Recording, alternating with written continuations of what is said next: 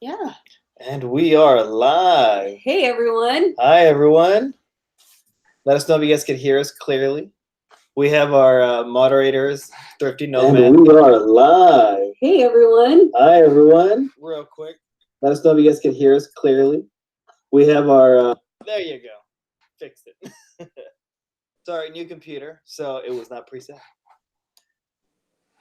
But yeah, everyone in there, Nomads, can you guys hear us clear? I know. So technically, Nomads is in the other room, so they could. Yeah, they're in our dining room right now, so they could clearly hear us. That's funny. Yeah, they're here for just to hang out. Yeah, your mom's gonna barbecue. Mom's in town, so we get more food. Yeah, that's awesome. All right, everyone. Well, so if it's the first time you're coming by our channel, we're Sell Quick, Ship Quick, and we're Reselling Couple. We do a couple other side businesses as well. But our channel is mostly about, reselling in general. Reselling health, work. Work in general, work characteristics, I guess. Sure. But today we have special guests, and they are, let them introduce themselves. So we are Thrift Love Sell on Instagram, and I'm Loretta, and it's my husband Rob. Yeah. Hey. And we are part-time resellers. Well, he's really part-time. I'm more of the hustle. I work full-time, but I'm trying to transition over slowly to helping Loretta more. Yeah. Yeah. No, that's awesome. And a great thing about it, it's couples. I mean, you guys are married with kids. It's a different level of responsibilities you guys got going on. We're married and we work together, which is, it takes certain, what would it be? Like a certain dynamic to work together? Because it's not always easy for everyone to just work together. But do you guys work together both at home and on the business, or do you normally? No. Right now, he just brings me items and I put it on eBay. And if something needs to be tested, like a radio, I'll hand it to him. Yeah. But he's pretty much hands off. He just finds me stuff when he can. I'm sourcing and fixing. But Rob's not doing any of the shipping or the listing or any of the behind the scenes, the grunt. But I do go out and get a paycheck. So. Yeah, he has a real job. So yeah. That's good. I mean, it's all about balance. I mean, he's not in the house because of that. Other spots, I understand. We're both busy and we work together, but sometimes we have opposite schedules where she's at home and she's doing stuff, or I'm off and she's at the school and I'm doing stuff. So I mean, we're both do a little bit of everything. Yeah. But the chunk of listing is her, because it's a lot of clothes we got, and she does all the clothes 100%. I just ship everything. Yeah. But I think that when we work together, we'll have our tasks, because we are very both strong-willed and opinionated. So we will not take it well if we boss each other around. So we are going to have to have our defined roles and respect them and keep it that way, because otherwise we'll just, yeah. Oh yeah. Yeah, sure. we're both very much leaders, and it's not good to put, we can work well together, but we could also be really. But I mean, we're both very much go-getters also, so that's like two positives make a double positive. Very Yeah, hopefully, yeah. I don't know. No, I mean, it's with us, what's a great balance is she's very organized and I can follow directions. So that works, because then she does something, I just make sure I do my best to stick to that plan so I don't mess it up. Welcome to my world. Yeah. Yeah. Well, the great thing is, I mean, kind of going off what we're talking about, but still related. So we are doing the 75 hard challenge, which was inspired by Loretta. And I mean, part of the reason that that's important is it's kind of, like you said, leaders, because even though she never told us to do it, knowing the type of person that Loretta is, and the confidence and dedication and passion she has for whatever she does and makes it work, we were like, you know what? If Loretta's doing it, those are characteristics we want to build and work on. And if that's what she's doing to build and work on, we're on. So she never actually told us, hey, do this. We were just like, you know what? I honestly, when I did week 1, I was like, what did I sign my, like, you know, because when they presented the opportunity, I was like, okay, if I think it was too much, I won't do it. So let me just go all in. And it was snowy and cold and gross here the first week I did it, and I was extremely tired. I'm like, I have like 65, 70 days more to go. And I was just like, yeah, I don't know what I signed up for. But now it's fine. But sometimes you have to just do that. And you may be uncomfortable, but it's worth taking the risk. So yeah. No, yeah, and I mean related to that, like so on the other side, we're in LA. I mean, so in case you guys don't know, Loretta and her out there in Canada. So when you do 75 The hard, weather's a little different Yeah. from where we are. yeah, that 45 minutes you have to do outside is very different for you than us. Yeah. Well, you guys though could have the heat, so you might have to plan around the heat. You know what I mean? Like I plan to be out at the warmest time of the day usually.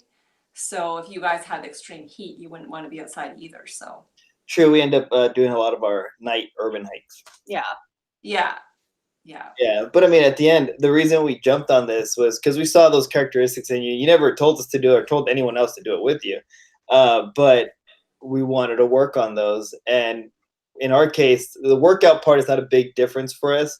It's the dedication. For the time. Yeah, Yeah. and it's been creating, and we feel we've been disciplined people, but this has made us very disciplined because we're dedicated to.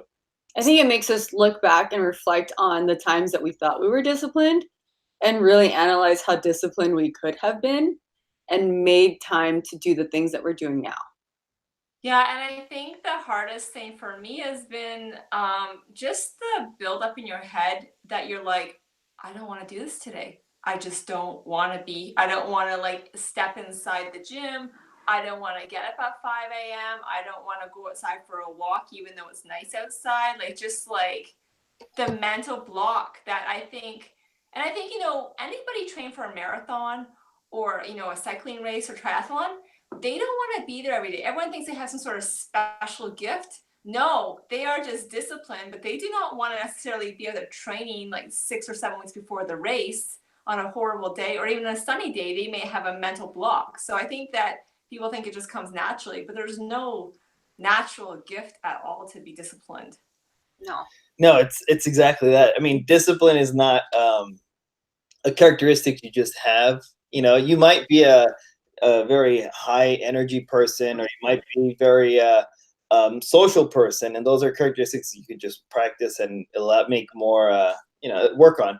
But discipline, I mean, somebody who is disciplined can stop being disciplined, and it's not a habit that you just like, oh yeah, but I'll be disciplined tomorrow. No, it's something you build and you have to keep. Which is not always. Yeah. And I think they say it's 22 days to build a habit.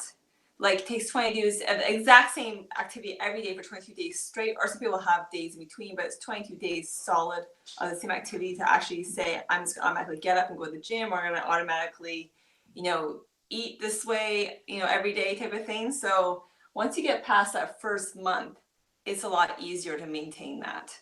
Yeah, we definitely have felt that. I mean, I think it was the first week or two, same boat as you, where it was dedicating the time to do it was the hardest part for us, and making sure that we got in our 245s and making sure that we were on top of our water before it was the end of the night and we had to chug the water.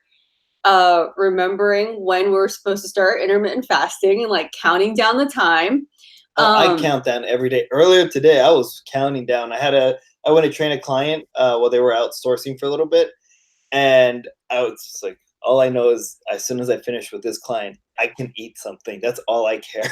But after after a few weeks of doing it, I think drinking our water, it's like second nature now. Yeah. So in terms of, like you said, building that habit, I don't think I have to drink water now. It just happens. Yeah, and I know the water I have to, like, when I get up, I start, because if I wait, I don't want to be waiting until like 9 at night and then I gotta drink all this water and then go to bed. I'm gonna be up at 3 in the morning to go in the bathroom. So yeah, it's and the same thing with the workout. If you get the first one out of the way, it's just easier. You know what I mean? I almost thought, if you could do a 2-hour boot camp in the morning just to get like it all over with, and that's the thing is, is not necessarily fun, but doing the things that you do not like to do first, even with work, and just getting them out of the way so they don't, that obligation is not there all day long, or type of thing. So.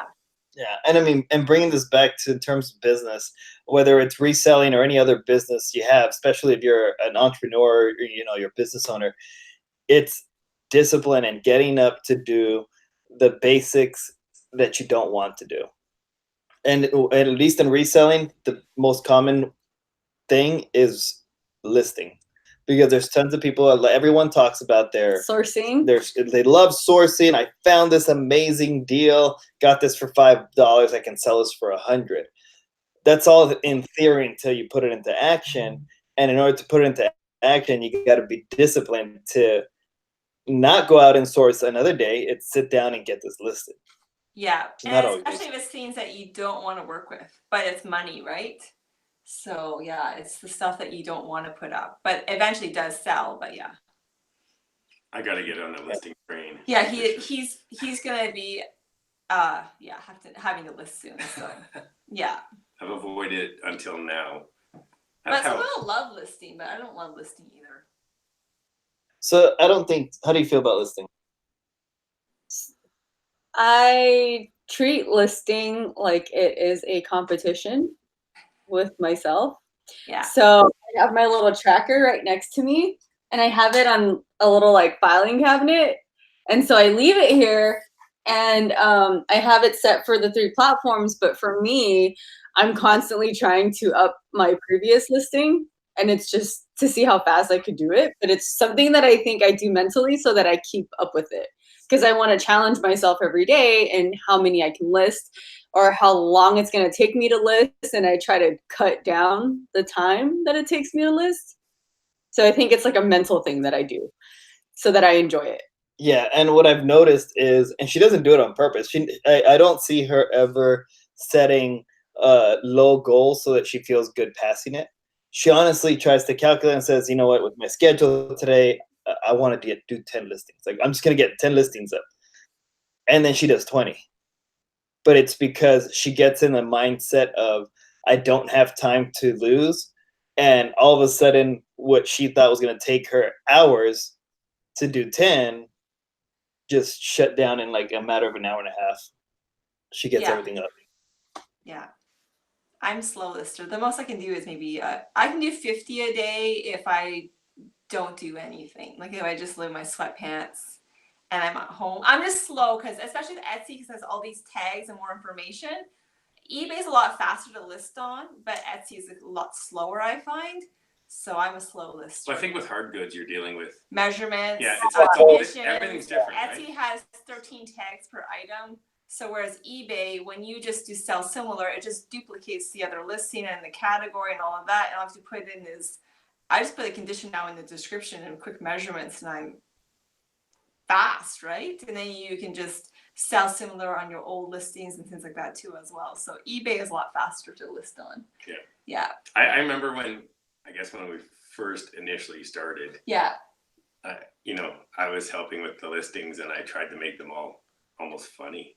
It was like, Yeah. you know what I mean? Like making them like almost entertaining, right? It was like, oh, people are gonna like my listings. They're really cool. They're like that on Etsy. And then it was like, you can't do that. You just need to bang them out, right? Yeah. So just the facts. But you'd see some of those listings, and they were huge, right? Like some people put there's like background colors. They have a and, template, like, yeah. it's like, Yeah, what all are that they doing? stuff. You Right? pay for the service or something, where you could get templates set up and get going.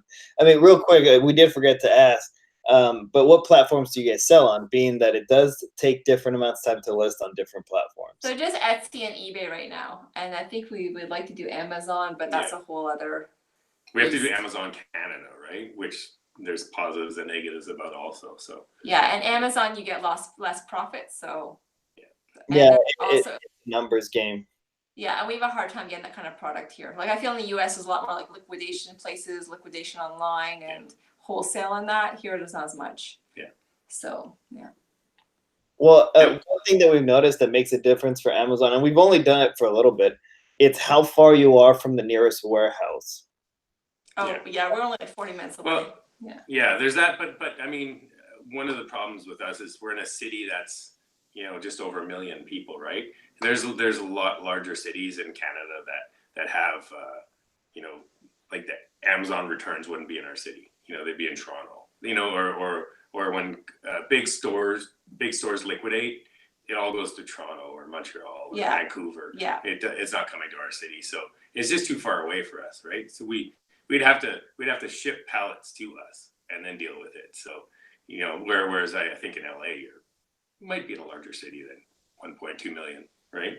So yeah, I don't know the exact amount, but yeah, we have more.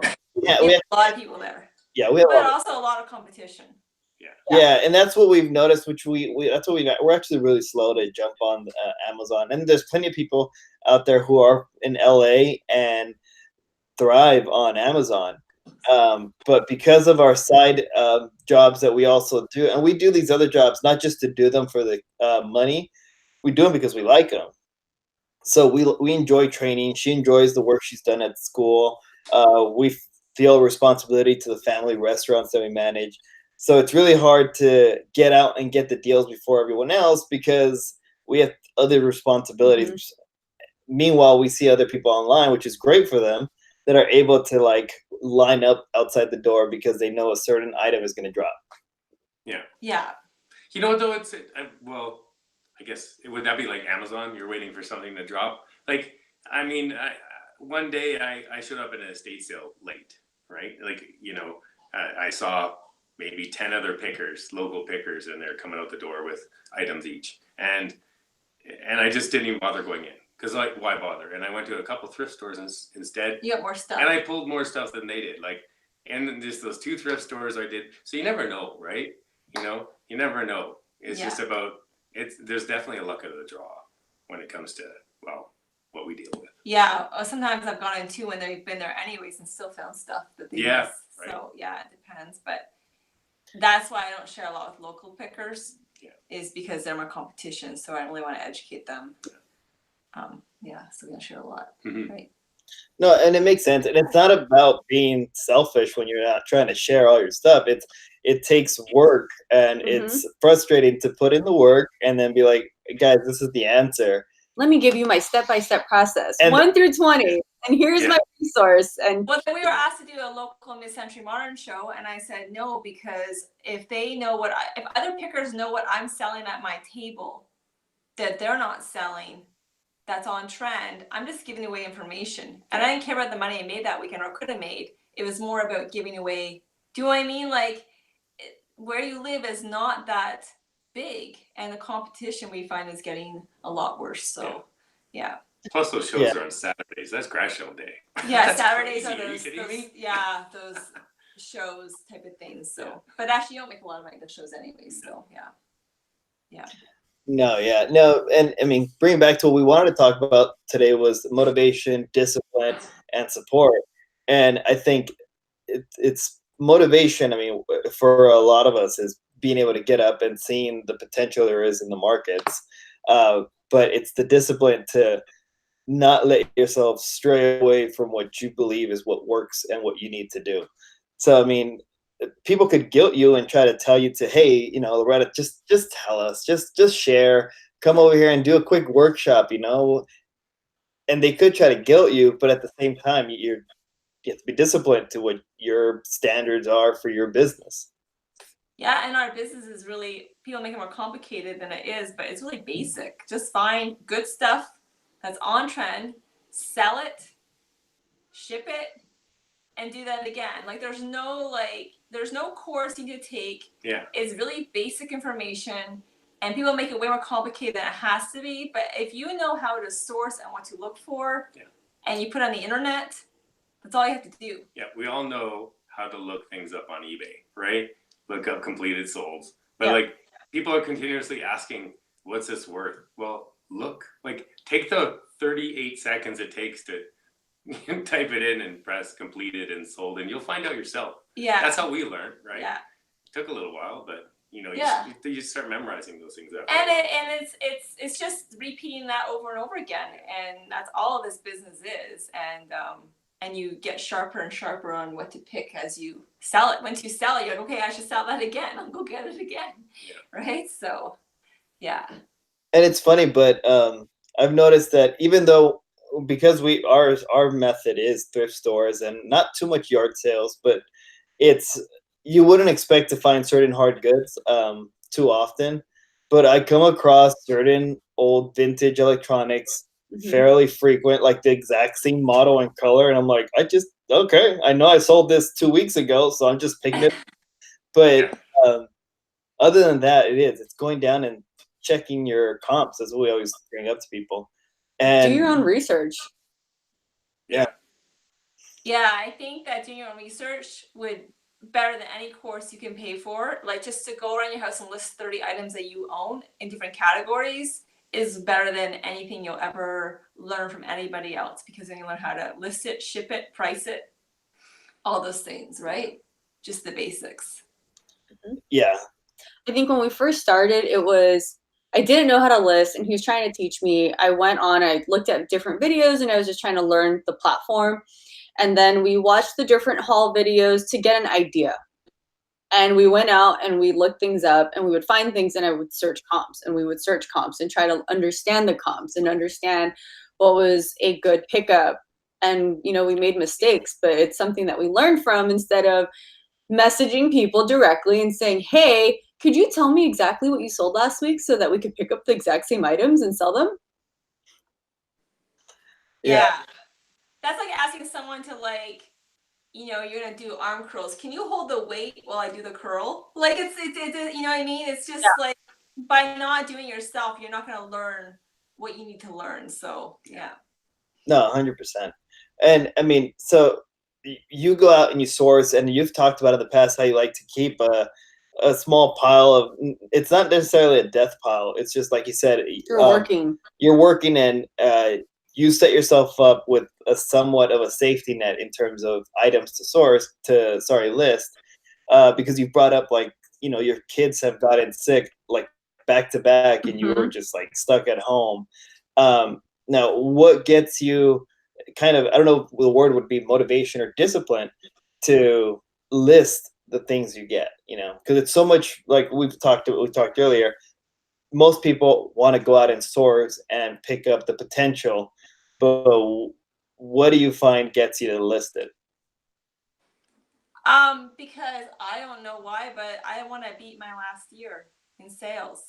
So every day I look at my whole year, what I did at Etsy, what I did at eBay, and if I'm not growing my business, I feel like I'm failing myself.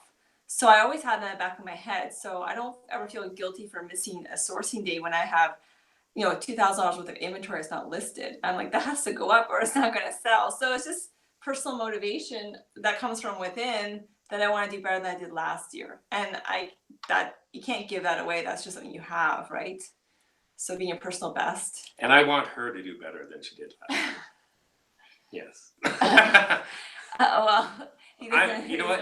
Honestly, in 2 weeks, I'm taking one day off of work. You're off Fridays. Yeah, so I'm going from 5 days a week to 4 days a week, and it's because of her, right? Because the work that she put in, that's allowing me to do that, and hopefully that'll help us actually grow exponentially, right? Yeah, and people don't talk about having inventory. Like a lot of people think that you can just go out and then all of a sudden you can make, like, say you have $10,000 worth of sales and you have $5,000 worth of expenses, because really by the time you pay, you got taxes and cost of inventory and all that, and then you have like your cost of living. So if your basic bills are around $6,000 a month, say American, and you have to sell around, I don't know, $15,000, maybe a little bit more by the time you pay your taxes and all of that, that inventory has to come from somewhere. Like, it doesn't just appear on your shelves, right? And that comes, and that's also like money that's after, like, profit, right? Mm-hmm. So building that up didn't happen. I think it's 600, so 2,000 items of inventory. That didn't just show up, right? That's me reinvesting all my profit back into my company and not really spending any money. So that took time to build. Took years, right? Like part-time effort and years. And I have made profit, but I just keep dumping it back into my inventory. So, because that's the only way to have a profitable business. Like, you have to keep like, so yeah, say if you have, you know, $2,000 profit, you can't just go blow that money. You have to take that money and go buy more inventory again. And nobody talks about that, but that's been a big part of my business so far, is just reinvesting. We actually, Same. for the first year, did not use any of the money for ourselves that we got going on. It just stayed in our PayPal. We Mhm. never transferred it over to be used in our personal bills or anything. So we just kept using it, reinvesting it. Yeah. We wouldn't reinvest the whole thing. And so, like in your example, we had $2,000. We wouldn't go out and spend $2,000 again in inventory, but we would just keep it going. And even now that we are taking money out, it's not really money to put it directly in our bank so we go out and spend it. Our main focus of our profits that we're collecting, it's for debt, credit cards, school Yeah. loan, We and had to take out a big chunk because of a medical bill. oh yeah, we had a medical bill, Yeah. which is again thankful we didn't use up that money for And we fun. had that as cushion to Yeah. help with my medical bill because it was a hefty chunk of change. Yeah, there was a big mishap, but they were cutting her insurance, and they just straight up cut it. And part of it was mailing issues because we moved. Yeah. But in order to reinstate it, they're like, sure, okay, fine, we'll reinstate it, but we need you to pay this big bill. I think it was like almost $3,000. Yeah. In one shot. And in there order is for me to no get it back. payment. They're like, well, you can make payments, but you can make payments as long as you pay by Monday. I was like, it's Friday. What kind of payments am I going to Yeah. do for Monday? Yeah. Yeah. But we had that cushion, and we did use it for that. But other than that, I mean, We're on the same plan of reinvesting to grow our business. And yeah, and we started somewhat paying ourselves, but that payment is going to credit card debt anyways. But all we're doing is taking out, what was it, 20 or 30%? 20? yeah. 20% for ourselves from what we make a week.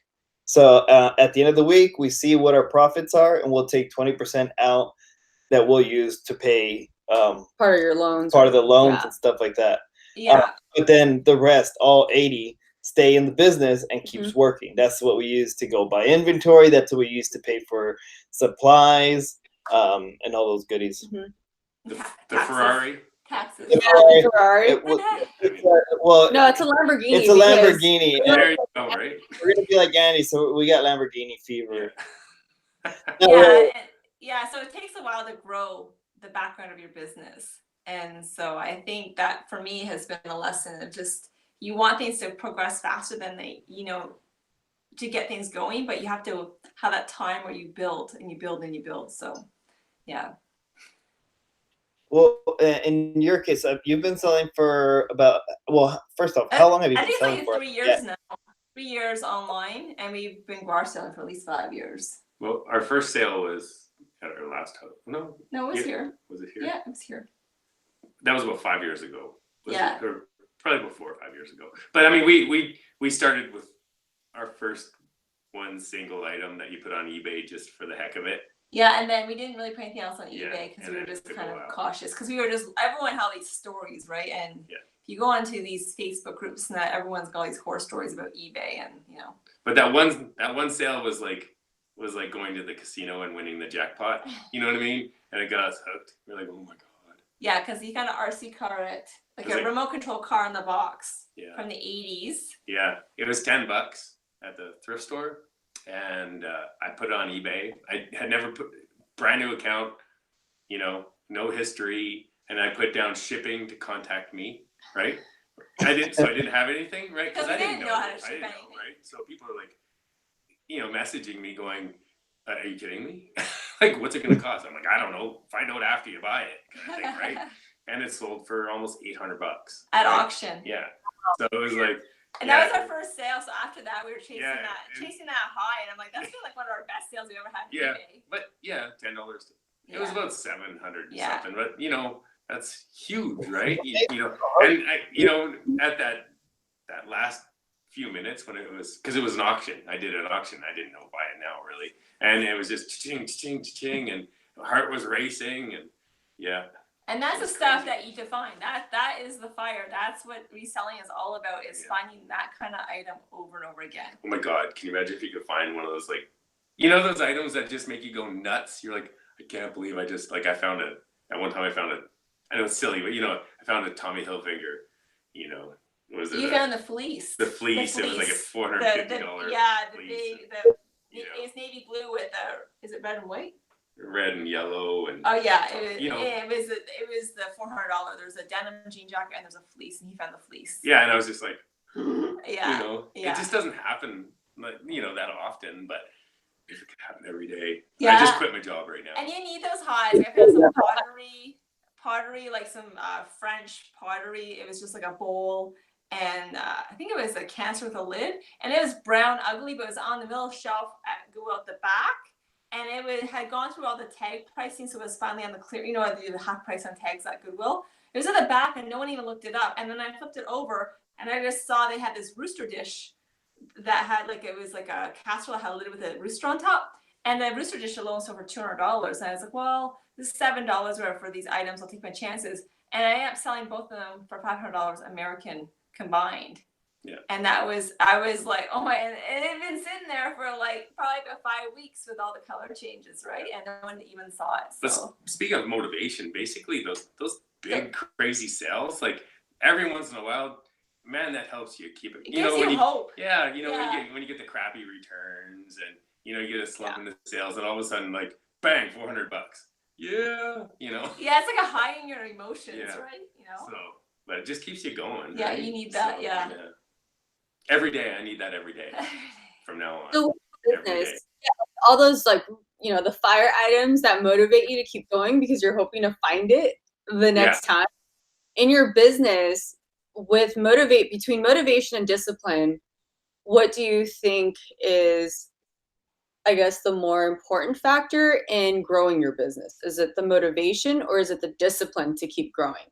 Oh, I think motivation.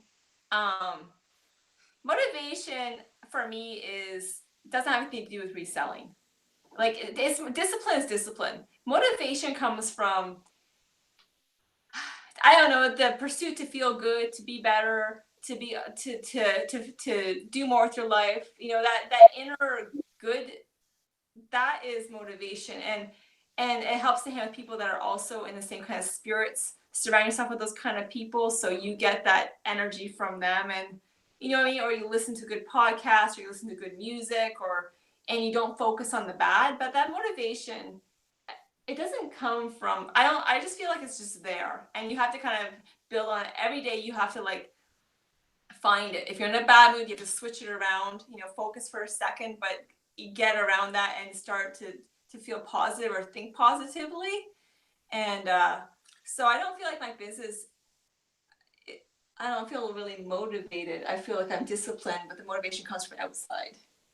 That makes sense. Yeah. Well, no, I think what she's a go-go person though. Like honestly, keeping up with Loretta, it scares the crap out of me. Seriously. I'm with you. There's time. And I'm very self-competitive too. Someone wanted to race me on a Fitbit challenge, and oh God, don't ever do that. She was literally going the last 2 hours of the week-long challenge. She was on the running nonstop. I'm gonna make sure I'm gonna win. Yeah. I'm gonna be so far ahead you can't catch me. Yeah. Mm-hmm. But I'm like that with myself too. I'm very competitive. You're right. So that I don't know where that comes from. I've always just been like that. If I'm gonna do it, I'm gonna do it as good as I can do it. So yeah. Well, the girls are very much both of the girls here. They strive for perfection. Well, look at the men they Not have. perfection. I just tried to get it done. I had to throw that in there. Well, I actually often joke around you know what? You're always you win. You are always winning. Yeah. You're always right. You're always right, that. and you know how to choose them. And then I and whisper, "You got me." That's awesome. But no, I mean, and that goes back. It does go on to the next point. I mean, in our case, though, looking at discipline and motivation, we're motivated by those big ticket items. And there's always those finds of oh my God, we just made $30 turned it into a couple hundred. That's amazing. That's the motivation we want to reach. But it's in the discipline of keeping up all the basics. I forget whether it was Andy Purcell or what was the book, the Relentless book we're reading. Oh, it might have been Tim Grover. But either one, it's like the game.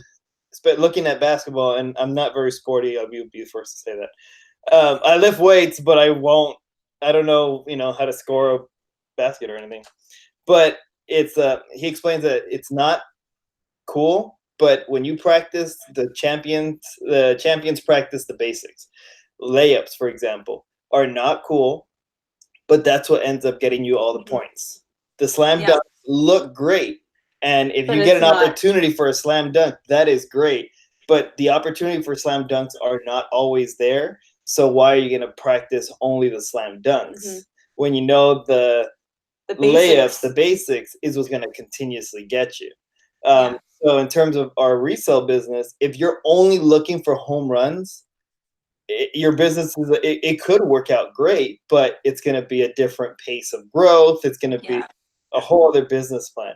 But if you have your slam dunks, those home runs, and then you maintain an eye out for these constant, sales, that's how we feel our business will grow. And I was thinking that, the small sales, like for Etsy, I do lots of $30 items, but I give every Etsy customer a thank you card. And how repeat customers come back to me to buy something bigger in fourth quarter, like a whole package of like 4 different items, because I treated them good back in March with a thank you card and they had a cheap sale. They come back to me with a big sale. So, don't discount those little sales and making sure you say thank you and doing your best for that little sale, because you never know when that customer will come back and buy again. So, No, completely. We always rely on, we've talked about it a couple times already, about customer service. And customer service is not just for the sake of being nice. It is, but we feel if your intention is good customer service just to try to get them to buy something, it probably won't work.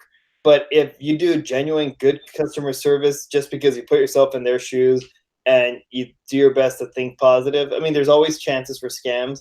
But we've had situations where people are like, oh, this item, this and this happened. And on our end, we didn't spend too much on it. So we're like, you know what? We can afford to say, just keep it. Don't worry, we'll refund you. And people have turned around from being angry at us to we've gotten really angry messages and just, I can't believe you sold me this dress. It's not as described, even though it was in the description with the measurements. And it was angry. How can you call this a dress with this length? Well, it's called a mini dress, so it's mini.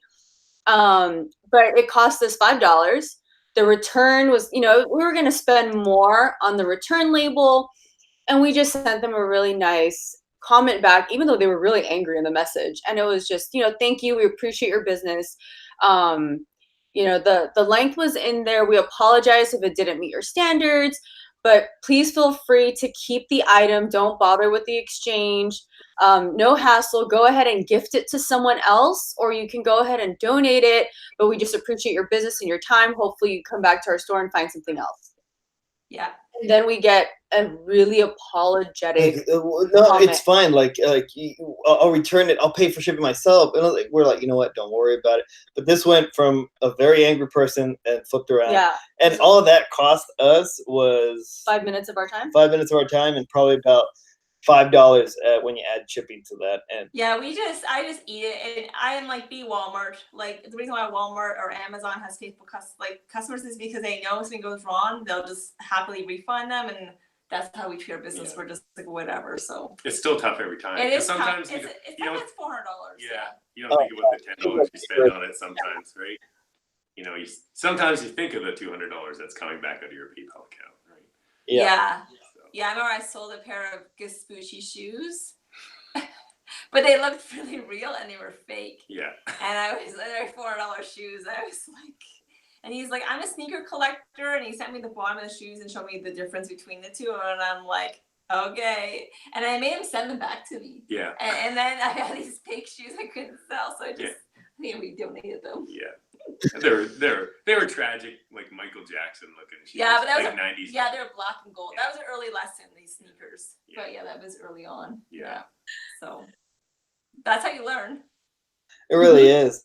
Well, after talking about motivation, dedication, the difference is how they merge together. the reason I put in, that's the title of our live here, is motivation, discipline, and it's also support. Because I think with these three, whether you're trying to make things work at home with family and life or in business, I mean, those are three key points. And in support wise, just between us two, I mean, I'm very thankful. I got her support early on. We started reselling because I liked American Pickers, the show, And Storage Wars and and all Storage those Wars shows and all you that can stuff. find. And I was like, oh, look at all this. And part of me knew I got a chance to work in Hollywood and the production side of things. So I know there's a lot of scripted stuff out there. And in the back of my head was like, this is all scripted. They placed that in there. That's not real. But then the other side was like, I'm going to go find that painting that's worth $1 million because I know I can do it. I'm gonna go find the decoy, the duck decoy. Yeah, the duck decoy.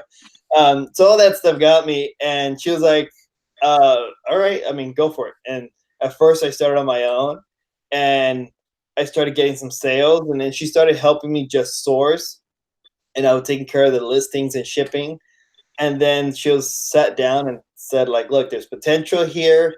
And she's like, I'm willing to sit down and let's look at the numbers. And next thing you know it, we're here now working together, expanded to work together on YouTube and social media content support. And now I'm, if anything, role switch. Now I'm supporting her. I'm just trying to get out of her way. Well, the reselling world it's a lonely world, right? Yeah, Like entrepreneurship is lonely. yeah, I mean, Yeah. we have each other, and you know, sometimes I come home from work and Loretta's like, "This is what happened today," you know, with eBay. Or there, Etsy, I and think I'm when like, it was the last you know. week, I broke down like crying. I don't usually cry, but I was just like, my sales were down, and it's just like I just get upset because I keep wanting to climb, and then all of a sudden I'm like question everything. I'm like, should I be doing this? And I was like, what are you talking about? You did like amazing last year in sales, and I'm like, but I forget, right? He's like, it's not fourth quarter. This is just fourth quarter is gonna be your time. Right now it's gonna be just steady, and then you're gonna have that like but you forget, right? So yeah. But I think that's why the reselling community is so much on social media, because of its. I mean, if you're a single person, right, and or a single mom or something. And the other person that does the same thing as you in the thrift store, you don't even want to talk to them because that's your local competition. You hate them. You know what I mean? Like, you're like, oh, right? You know, it's like, not all competition. Yeah, that's not nice. Well, you know what I mean, right? You know, you don't hate them. You know, it's just like, I can't believe they're walking out with that. That would have been mine 2 minutes ago. But so you reach out, you were reaching across the world, talking to each other about people this need community. They need community. So, but yeah, I would say having people that believe in you, or a spouse that believes in you, or having family that believes in you is very important in any entrepreneurship journey. I believe in her. She's making things happen, so. No, and I mean, it obviously, you believe so much, you're giving up another day out of work because you can trust her, and you can trust your participation in the business with her to make it. And well, he's a really good picker. Rob is really good at picking out things that sell. So he's got a gift. Yeah. But you're speaking about motivation, right? We talk about motivation when it comes to finding that item or a little bit more in your PayPal account. But what about that full-time seller, right? That has to pay every bill. That's motivation, right? Like, to think of it, you get up your day, and there's no side hustle. The side hustle is what you're doing, right? Yeah, and there's no one to come save you. There's no other income. That's what you rely on. Yeah, when it's like, March and sales are low, and you have to save money from your October sales of last year to keep through this. Yeah, we're gonna have to do that. We're gonna have to save from our fourth quarter money to tie us over. Like, February wasn't really a great month. Yeah. So February, March, I'll know that's a slow time. That's the time to go on vacation. Yeah. Like, to go away. Yeah. That's the ultimate goal for us, is for me to quit my job and work with Loretta, right? Yeah. And we're almost there. So that transition is going to happen. But we have a very expensive lifestyle, right? With and to pay for that, selling used goods. Yeah, it's gonna be a challenge. We're not right? balling, or like we're not going for dinner every night. It's just that where we live, it's an expensive city. City. So things cost a lot. Yeah, I spent $130 for groceries for the. It What, feels like you're one buying meal? the day's worth of groceries. Like, what did I just spend? You know. Yeah, So, yeah, we have a lot of inflation here, so yeah, things are just more expensive. it's the Americans. No, we did it. Yeah. No, we can relate. Being in LA, LA is expensive. Yeah. And it's not always easy, and that's why we admire like full-time resellers in LA. It takes fire, and that it takes all Drive, three. It takes all everything. three: dedication, Motivation, support. discipline. Yeah, Mhm. motivation, support, because you have to be on your game when you're, especially if you're full-time. There's no slack. There's no losing the motivation. If Yeah. you lose your motivation, you're gonna lose everything. Yeah, one of our again our friends and our moderators on here. And sorry for everyone in the chat. We've been just talking here, and I haven't been able to read. I read slow, so that's why I haven't looked at the chat. But our awesome moderators have been are on full there. time. Yeah, and they're full time. Mhm. Thrifty Nomads are full time, both together, and they have like what Loretta will understand, test days. Those days where sales aren't coming in and they don't know what to do, and they turn around and all they know what else is but sit there and get going, cracking out listings, sending out offers, and being active because And being on top of their game because this is their livelihood. And they Yeah. motivate each other and support each other, and they're dedicated to the job, and they're dedicated to making it work. Yeah, yeah, and I think that if you're disciplined and you put in, like you do those listings on a consistent basis, and you have that inventory, you have that little pile to list, that will keep you healthy and going, right? And as long as you do the work every day, it's just like working out or doing cardio or eating healthy. It's just the long game, right? And then when opportunity does come up, when you are outsourcing and there is something that's amazing, or a pile of 20 the same something that's the exact same thing like printer ink, and it's going to sell, you can just get it all. So there are those opportunities that do come up. So we're going to be working more on opportunity because we have to kind of make our own opportunity, because the thrifting here is not as great. Yeah. So that's going to be our next chapter, I think. Yeah, and we don't have, like, you can go thrift stores and buy stuff like Etsy type stuff all year round, right? Yeah. At thrift stores. I mean, it's slim picking, right? Yeah. But it's out there. Whereas like garage sale season is literally starting next week here in Canada, right? Yeah. Like, the parade of garage sales. It's not spread out over the year. Like, people go crazy. Like, it's and that's where I get all my eBay stuff. Yeah. So, yeah. So. Yeah. Yeah. What's because the that you guys are? We're in Calgary, Alberta, so we're just above Montana. We're like Texas of Canada. Yeah, so. We're oil and gas. Oil and gas. There's advantage. Like, we're in a city that has lots of money, or it had lots of money. We're kind of in a little bit of. They had a lot of oil's money. Not great right now, right? But yeah. Yeah, since mid-century modern is so collectible right now, they had a lot of money here back when it counted in the 60s and 70s. And 80s and 90s, real well. Yeah. But there was a lot of money. Well, the 80s is when there was a collapse. Yeah. But in the so those collectibles I find more because that's when people had money here. That's when they were spending money. So those kind of things come up all the time because of the money that was here. So yeah. We do definitely have some advantages of being in our city. I think any city would have, you have to find out what you can get, where you can get it.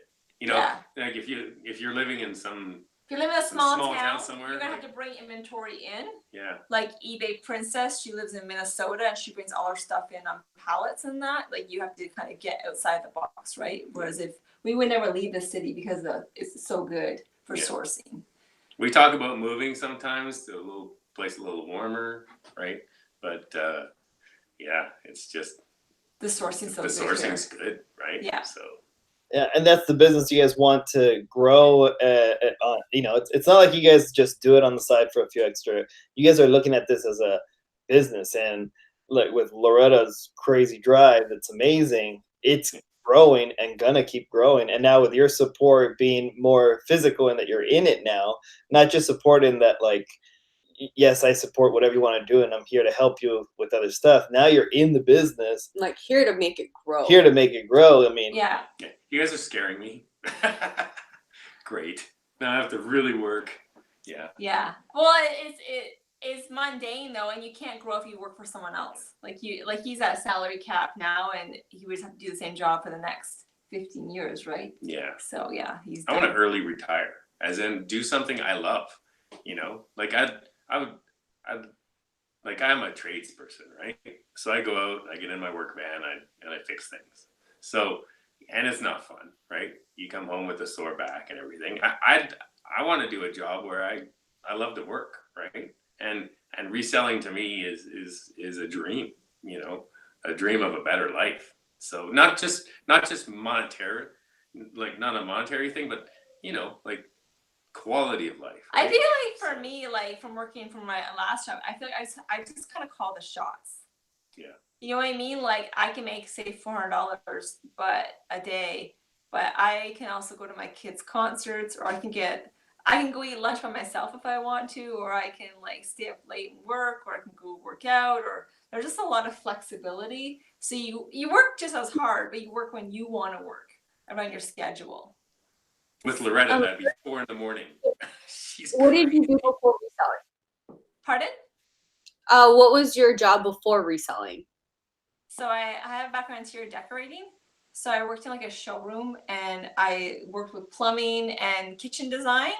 And then I had clients come in that would purchase, and we help plan out their like their houses and stuff. So yeah.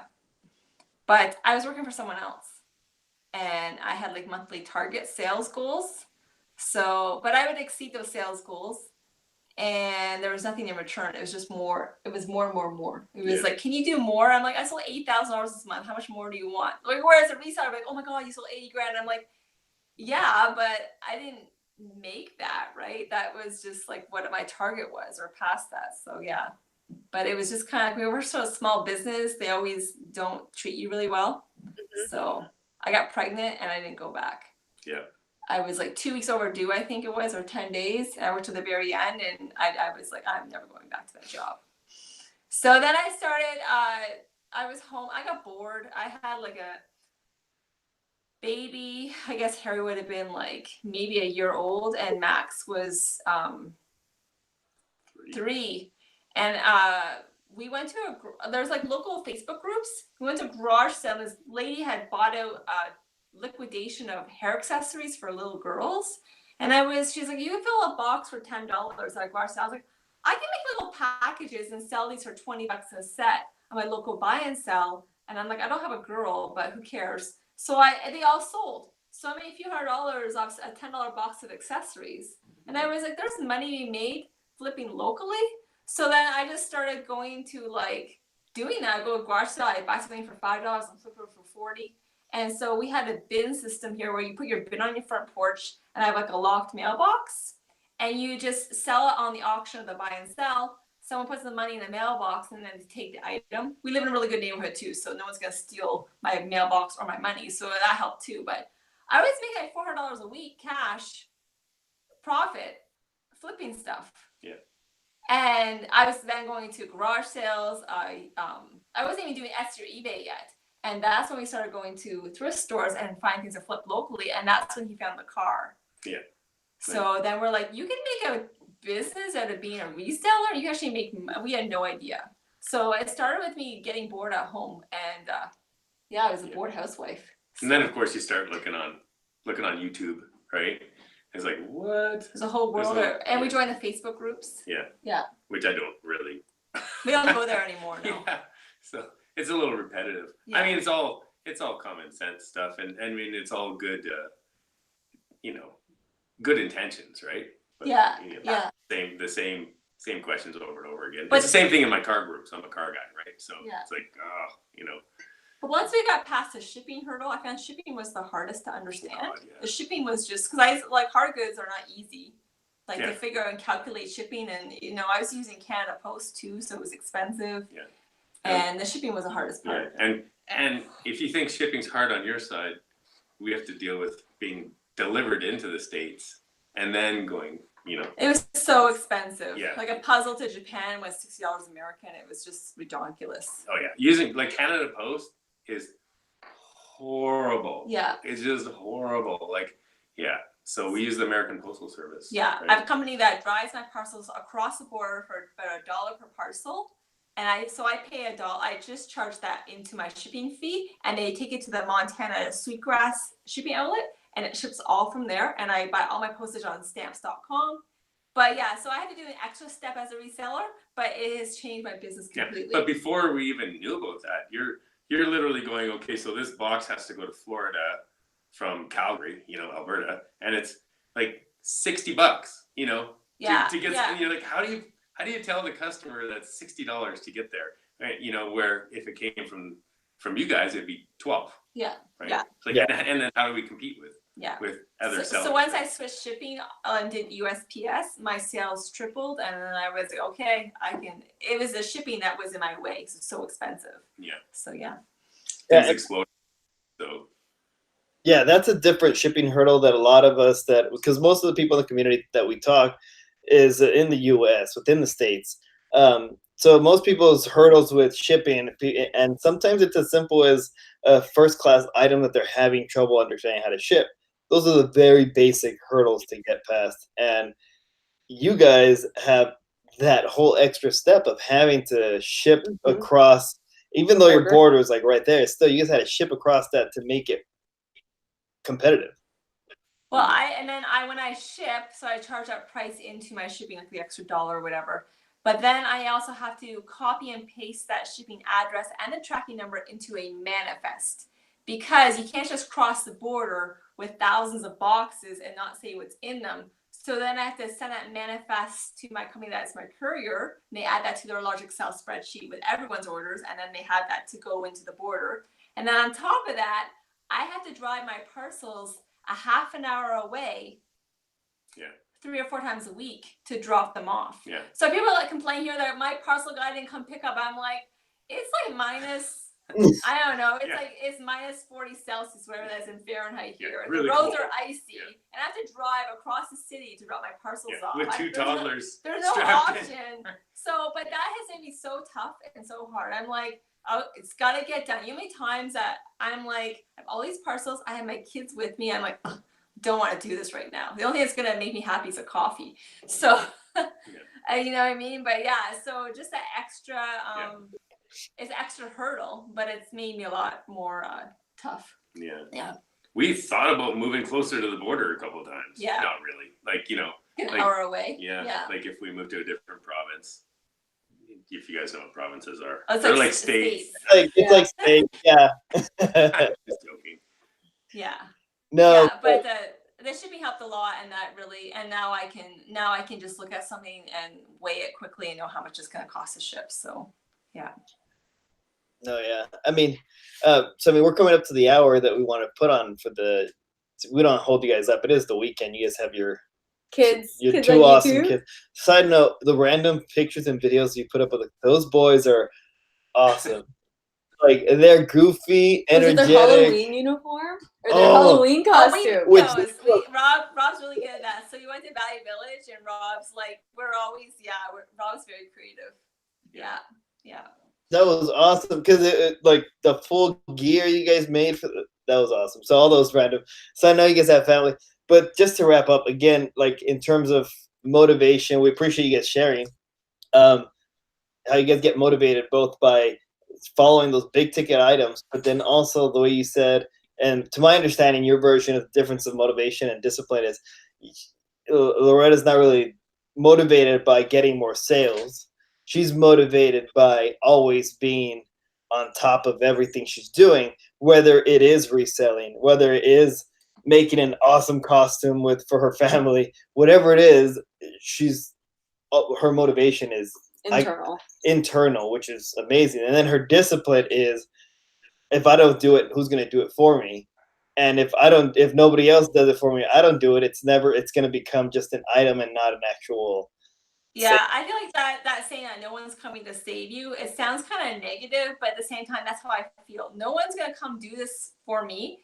And you have to pat yourself on the back. It's okay to say I did well at that, and, stop and celebrate those little milestones you have, to be proud, to make sure you do that. Because I think it's important too, is celebrating the wins that you have, because that helps too a lot. But yeah, and hang out people that also just are contagious and good spirited and happy helps a lot too, right? Making sure that your core group of friends are positive and outgoing, and and they're also doing more too. Like, you hang out with someone who does triathlons and they're eating healthy, and they're like, let's go for a walk, for a nature walk. Like that's gonna rub off on you, right? So here are people like good resellers that have that positive drive to help. Yeah. Yeah. And like you said, with habits that you want to pick up on. I mean, we can't really hang out with you guys because, you know, there's a couple states and a border. You're a few miles away. A few miles. But being able to have that community connection that we've had through social media, and we haven't mentioned, but yeah, in eBay Open from last year, we got to meet and hang out for a little bit, not too much, but in that, the fire that we felt off of you and just the great energy between the two of you just really ignited us.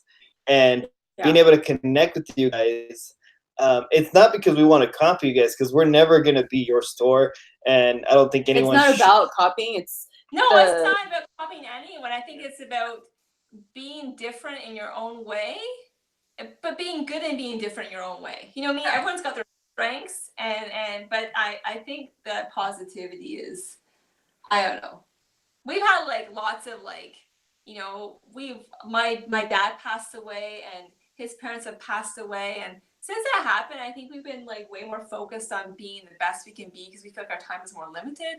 Yeah. Do you know what I mean? Because when your parents pass away, you kind of think, when am I gonna die? Like, how much time do I have to be the best I can be for my kids and my future? And we both feel like that. So, yeah. We just want to, we're the type of people that just want a better life for our kids and a better life for ourselves also, right? Yeah. We want to be better than we were last year. Yeah, but not better than anyone else, just better for ourselves. For ourselves, right? No, I totally agree. And there's certain things that happen in life that put things in perspective. So I've been meaning to talk about it, but yesterday was actually the 10-year anniversary since my dad passed away, and he passed away tragically out of nowhere from a medical issue, and it's just from one day to another. And I don't know how old I was, 10 years ago? You're 21. Yeah, 21. I was older, but I was still like immature in my head. In my head, all I cared about was hanging out and having fun. But after that, it did change my perspective. It took some time to adjust to the whole changes and dynamics of family. But now, I mean, it's not my thing. Is I want to have a great time with her. I have a great time doing this, and my motivation is really just be happy.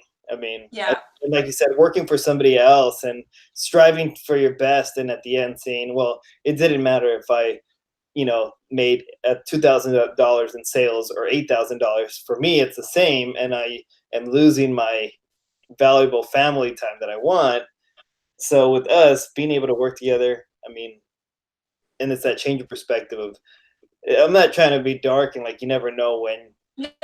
No, I think that everyone has those life experiences, right? Like your health or, loss or like, and I think we all go through that at some point. Mm-hmm. And, you can draw strength out of it, but it takes a while to get there, right? But it makes you really wake up to, living your best life, right? I think motivation, like, was it last year or 2 years ago? I was hospitalized, and I mean, I've been hospitalized a few times, but the being sick and then not knowing, I know what it's like to not be able to do something. So because I can do it now, because I feel good now, I try to do everything or the best that I can because I have the ability to do it. And I remember what it was like to not be able to. And I think I have that. Playing. Yeah. And then I'm with her. Yeah. I was right there with her and seeing, and I mean, it's like looking at Loretta, just always this fire in her belly, and she's always doing everything. And jokingly, we all talk about how quick she is because she does everything so quick. But to see somebody go from being that quick to being hospitalized and she couldn't do much, it hit hard to say, like, you know what, every day we have to hit it hard because in the time she got hospitalized, she was doing great, and then from 1 week to another, it just went downhill. So then now we're like, you know what, we got to take care of this today because we don't know if tomorrow she's going to have a headache and she can't do something, or she's going to have Oh yeah, like if I'm pains. feeling good today, I'm gonna go all out. Like we're gonna do everything. We're gonna go hit our workouts hard. I'm gonna do as many listings as I can, because if I fall asleep and the next morning I get up and I'm like, I can't move today, I don't know if that's gonna happen. Yeah. That's another spark for, like you said, always every day, just living at its best. Yeah, and I find that some of the best people that I meet in life have those similar situations, because it makes you come to a place of rawness and realness with who you are as a person. And once you get touched by that, like a health scare or a loss, it just changes your whole perspective on how you want to live your life. So yeah. No, 100. Well, we'll get going because we have carne asada grilling outside, and it starts really. And I bet it smells good. Oh yeah. So we're gonna get going to meet up with the rest of the family. And going to dedication, like we wanted to do a video with you guys. This is the time that matched up. Even though we have a carne asada going on outside, we said no, we got to meet up because this is an opportunity to sit down and talk with you guys and others in the chat. Even though again, didn't really talk to the chat, but we'll make sure to go back and read it. And we had awesome moderators. And thank you, Thrifty Nomads. Yes, thanks. Thank you. Yeah, but all in all, again, thank you guys for joining us. And I mean, most people that follow us already follow you. But go ahead and let them know where they can find you. Okay, so I'm on Instagram under Thrift Love Sell. I'm taking a little bit of a break right now because of the 75 hard, so I'll come back. And we're doing our own YouTube channel, so we have 4 videos. We're gonna do 10 and then launch them all at once. So we're working on our videos right now. Yeah. Nice. So our Thrift Love Sell YouTube channel will be up probably in a few weeks. Yep. Yeah. I'll be part of it. Yeah. Yay. Yeah. So we'll talk about reselling, entrepreneurship, saving money, frugal living, fun stuff. Cool stuff. Yeah. No, and that's exciting. I mean, when we started, eBay Open we were new. We were selling about 6 months or so when we went to eBay Open, but then by chance, and I think it's because our energies all mix, and it sounds weird to say energies or whatever, our characters, but we went from being just a logo on our social media to being able to hang out with a lot of YouTubers that we all know. You guys, Chrissy, we got to hang out with Cindy, Amazing Taste, for a little bit. Yvonne, who we would have never guessed, now we have a monthly show with. Hung out with Lindy Glenn and all these other, but at the time, to us, we're like, that's awesome. But we never saw ourselves doing YouTube. And now here we are. It was the push from everyone chatting with you guys. Yeah. Because I think Christina and Yvonne were pushing us to document it. And we didn't think to document our journey and document the stuff that we're doing, because I don't know, but we didn't find ourselves to be valuable maybe in sharing our story because we felt like we were so new, we didn't have anything to share. That's the perfect time to share. Yeah, it is the perfect time. And you guys have the gift of positivity too, which is a huge light in the community, right? Not everyone is like that, so it's really helpful. And you're so photogenic and good looking. Yeah, you're good looking. Yeah. It's all her. Yeah.